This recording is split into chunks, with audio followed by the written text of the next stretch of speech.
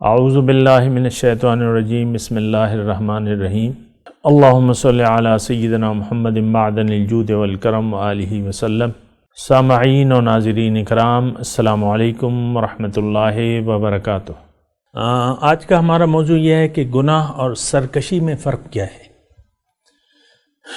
تو دیکھیں، گناہ الگ چیز ہے، سرکشی الگ چیز ہے قرآن کے حساب سے۔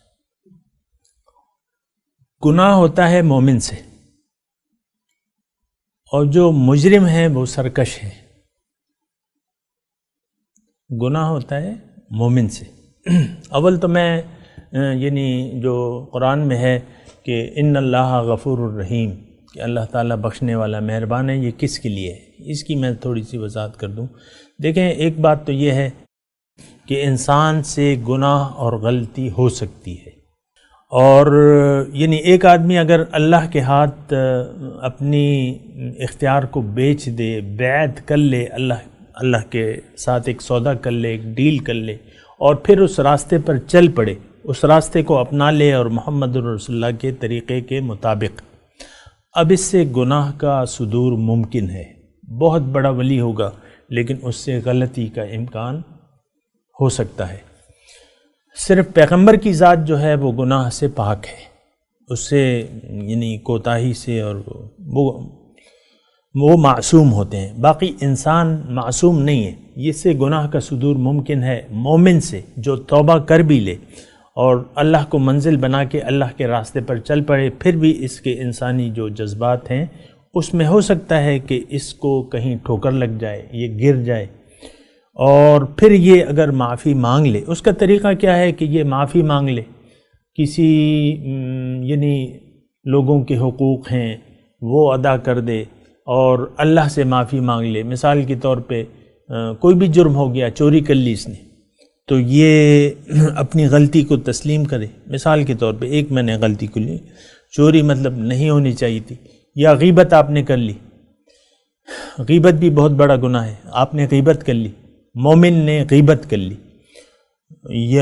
تو یہ ہے، اس کا ازالہ کیا ہے کہ آپ کو غیبت کا احساس ہو جائے۔ جس کی غیبت کی ہے آپ جا کے اس سے معافی مانگ لیں اور اللہ سے پھر معافی مانگیں، تو بات تو یہیں ختم ہو گئی۔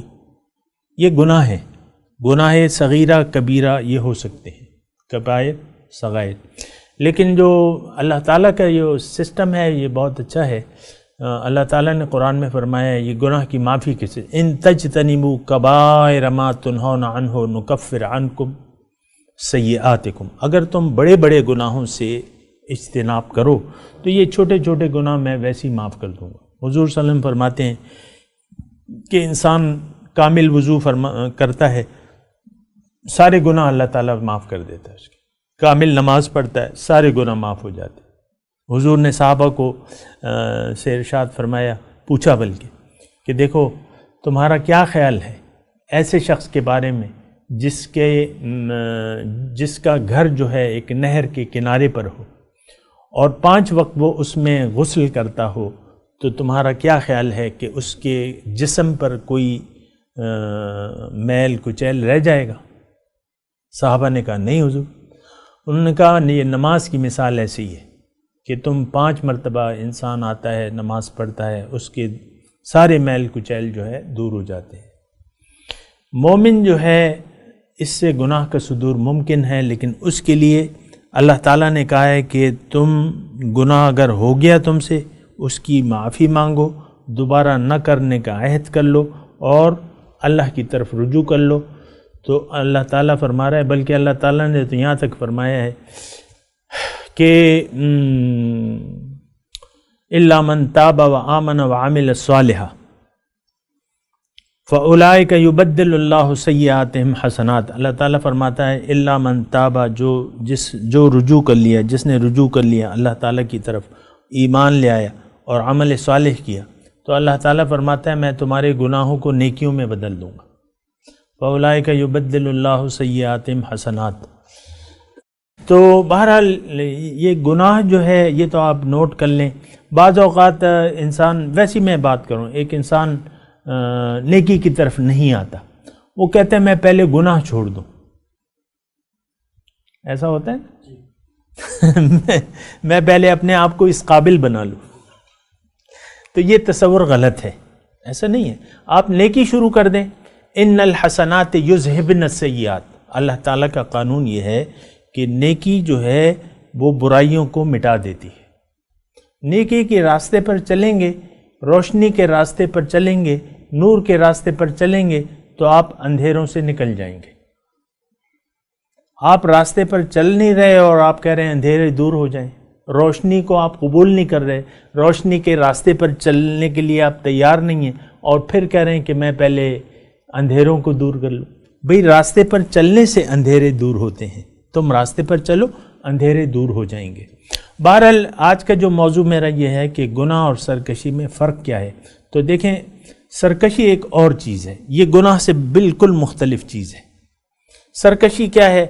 اللہ تعالیٰ نے، دیکھیں سرکشی کا جو مضمون ہے وہ شروع یہاں سے ہوگا کہ اللہ تعالیٰ نے ہمیں اپنے لیے پیدا کیا ہے. اب اللہ کو اگر آپ نے پانا ہے تو اللہ کے حکم کے سامنے سر جھکانا ہوگا، اللہ کی طرف رجوع کر کے اللہ کے حکم کے سامنے. یہ قرآن کا مضمون ہے. اللہ کی طرف رجوع کر کے اس پر ایمان لا کے اور اس کے حکم کے سامنے سر جھکانا ہوگا. اگر کوئی اللہ کو اپنا مقصد حیات بنانے کے لیے تیاری نہیں ہے، یعنی زندگی اللہ کے لیے خاص کرنے کے لیے اگر کوئی تیار نہیں ہے، تو اس کا مطلب یہ ہے کہ اس کا اللہ پہ ایمان نہیں ہے. دیکھیں، ایمان باللہ کی جو وضاحت ہے میں کی بھی ہے، دوبارہ کر دوں. ایمان باللہ یہ ہے کہ آپ اللہ کو اپنی زندگی کا حاصل قرار کر دیں کہ میں اللہ کے لیے ہوں، اللہ کا ہوں اور اللہ کے لیے ہوں. میرا ہر کچھ اللہ کے لیے ہے. میری جان، میری مال، میرا سب کچھ اللہ کا ہے، اور یہ وقف ہے اور یہ اللہ کے لیے ہے. ان صلاتی و نسکی و محیایا و مماتی للہ رب العالمین. میرا ہر کچھ اللہ کے لیے ہے. تو اب اس نیت اور ارادے کے ساتھ جب آپ اللہ تعالیٰ کا سفر شروع کرتے ہیں تو یہ ایمان باللہ کہلاتا ہے. یہ اصل ایمان باللہ یہ ہے، کیونکہ ایمان باللہ جو ہے، یہ بات نوٹ کر لیں کہ نیکی کی بنیاد ہے ایمان باللہ، اللہ پر یقین. اور یقین کیا؟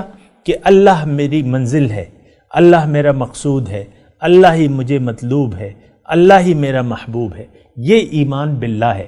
اس کو بنیاد بنا کے جب آپ صراط مستقیم پر اپنا سفر شروع کرتے ہیں، اب اگر کوئی غلطی ہو جائے تو وہ گناہ کہلائے گی، کبیرہ یا صغیرہ.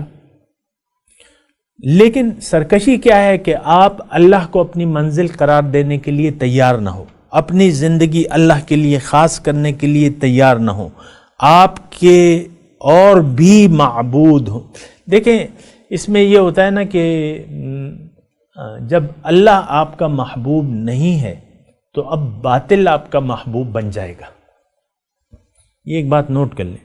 اگر اللہ کو اگر آپ خالص اپنا دل دینے کے لیے تیار نہیں ہیں، اس کو محبوب واحد بنانے کے لیے تیار نہیں ہے، تو اب باطل جو ہے آپ کا محبوب بن جائے گا.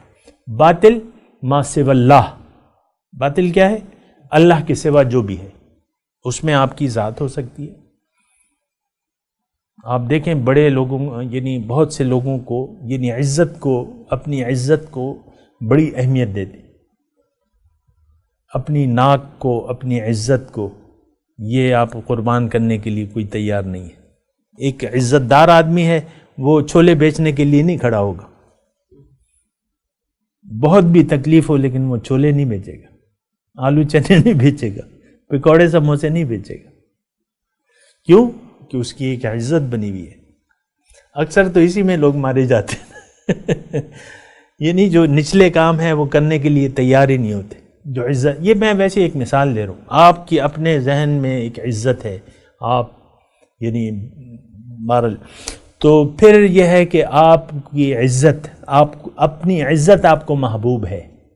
شہرت آپ کو بسا اوقات جو ہوتے ہیں تو ان کو اپنی شہرت چاہتے ہیں، دولت چاہتے ہیں لوگ، دولت بھی چاہتے ہیں، شہرت بھی چاہتے ہیں، عزت بھی چاہتے ہیں.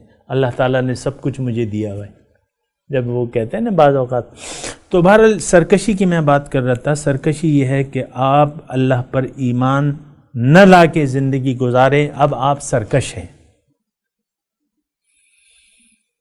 تو سرکشی اور گناہ میں بہت بڑا فرق ہے. سرکشی یہ ہے کہ اللہ پر ایمان نہ ہو آپ کا، باطل پر ایمان ہو، غیر اللہ پر آپ کا یقین ہو کہ یہ حاصل ہو جائے بس بیڑا پار ہے. اب بہت سے آدمی کہتے ہیں نا دولت، بہت سی دولت حاصل، بیڑا پار. آپ دیکھیں نا بہت سے لوگ جو ہیں صرف دولت کے متمنی ہوتے ہیں، وہ کہتے ہیں دولت ہاتھ آ جائے تو بیڑا پار ہے. ایسے ہیں کہ نہیں ہیں؟ دولت کے لیے ساری زندگی، دنیا کے لیے. دولت کیا ہے؟